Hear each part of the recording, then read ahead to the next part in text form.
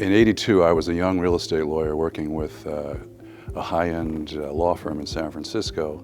I was a transaction lawyer, so I was working with developers, and I was making about $15,000 a year. And as near as I could tell, the developers who were like 5 or 6 years older than I was were making $1 million a year.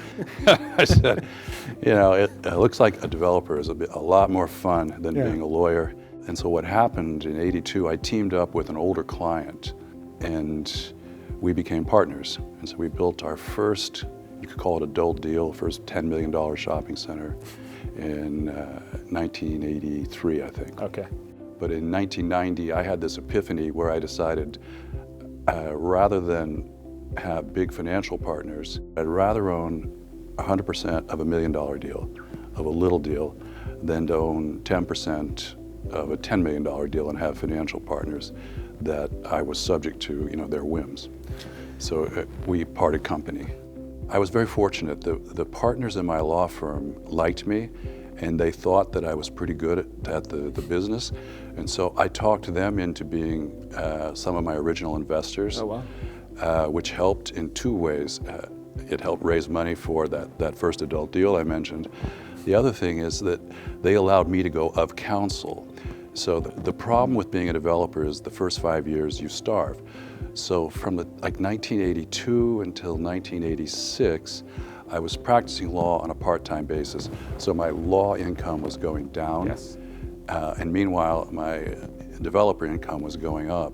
But it would be almost impossible, and that's the tricky part about going out to become a developer is how do I keep the income coming in? I think the bank is your best partner. Okay.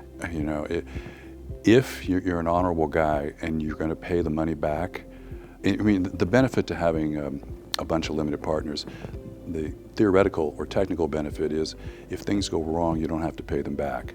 But if it's friends and family, and if you put your mother and your uncle and your secretary and your college buddies in the deal, if things go wrong, you're still going to pay them back. You know, or at least you're going to do your best to pay them back.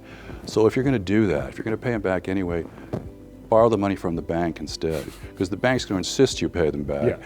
Yeah. and you get to keep 100% of the profit rather than, you know, having your fraternity brothers get 50%. But I think if I were trying to give a message to younger developers, I think specializing and localizing are two really good tools. There are guys just as smart, if not smarter than I am, in Denver and Philadelphia and New York. And why is someone trying to pitch me a deal 2,000 miles away? Why haven't all the local guys done it? And if you try hard enough, there are enough deals, particularly in a place like the Bay Area that's growing a lot, there are enough deals there for us. Okay.